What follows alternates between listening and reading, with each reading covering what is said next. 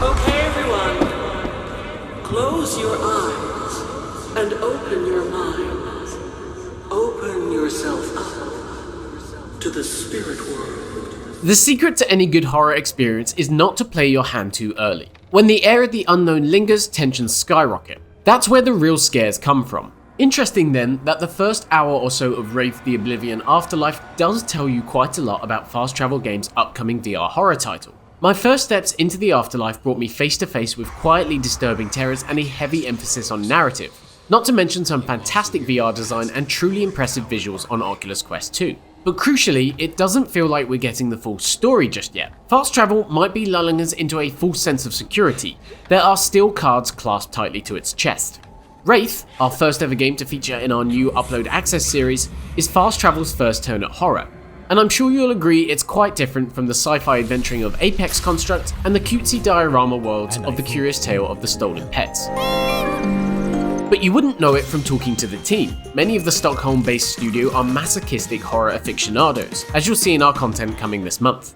With Wraith, the first VR game set in the World of Darkness universe, the developer doesn't want to settle for cheap jump scares and loud bangs, but instead pursue a slower, moodier brand of horror. The game's first hour certainly sticks to this mantra. You play as Ed, a photographer summoned to the brooding Barclay mansion to capture the events of a mysterious seance.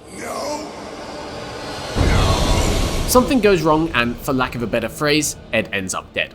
Well, mostly dead. He returns to the physical realm as a wraith capable of seeing past echoes of the world that fill in the mystery leading to his demise, not to mention manipulating environments with supernatural powers. Some of those powers are reframed versions of VR staples. Half-Life Alyx's wrist-flicking gravity gloves are put back to work, for example, and there is a really rather ingenious objective marker that has the controller vibrate and your heart race when you're pointing your hand in the right direction.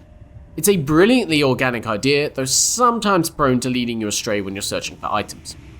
Other abilities encountered in the demo play to more Metroidvania sensibilities. Retrieving Ed's camera lets him capture old memories that reveal more of the story, and in turn allow you to progress, while a flashlight burns through mystical vines that root themselves in the most inconvenient places. The light is also handy against spectres, or as I like to call them, deadly dead people. They're Wraith's main source of terror, resembling other members of the seance and suitably filling in for the horror trope of, oh god, please don't get anywhere near me, you are revolting. All the ingredients are here for a tense VR adventure equal parts stealthy and spooky then. Key to Wraith's unsettling aroma is its imagery, which is among the most genuinely harrowing I've seen in VR. Spectre designs are ghoulishly detailed, and there is some absolutely incredible animation work going on behind some of the demo's most memorably unpleasant moments, which I don't want to spoil here. In fact, broadly speaking, Wraith is easily one of the best looking Quest 2 games I've seen so far. Fast travel pulls off incredibly crisp texture work inside a mansion littered with ornaments and, well, litter. A sweeping view of the gardens from the balcony is particularly impressive, but special mention has to go to the player's hands, which spare no grimy detail with bloody cuts oozing and finger dirt gnawing away at my own personal sense of hygiene. There will be an argument, I suspect, to playing Wraith on PC over standalone beyond the usual benefits though. The opening hour of the game features mainly well-lit environments that provide a bit of a security blanket, while the few darker areas drop right down to pitch black. I haven't seen the PC VR version, but if that edition of the game offered more nuance to the lighting that helped better maintain an atmosphere, then that would be my preferred place to play. Fortunately, the Quest version of the game includes cross-buy with Rift, so you can always try it out with Link or Virtual Desktop should you have a PC. And in fairness, fast travel is trying to make something people will actually play here. Yes, Wraith's visual design is unnerving and it has all the ingredients for some serious scares, but the first hour of the game at least is completely free of cheap jumps and sudden bangs. It's a carefully calculated concoction that allowed even me, a self-professed VR coward, to sheepishly continue on, keeping a fragile flame of confidence alive as I pull back the door to another room. To true horror devotees, that might be worrying. Even the demo's closing encounter with a spectre is an oddly manageable affair, mainly scripted and asking you to trace a linear path to safety. Were this the only hint of the coming encounters in Wraith, I'd be a little concerned. But, and this is perhaps the most important point of the demo, the halls of Barclay Mansion carry a lot of hints of what's to come.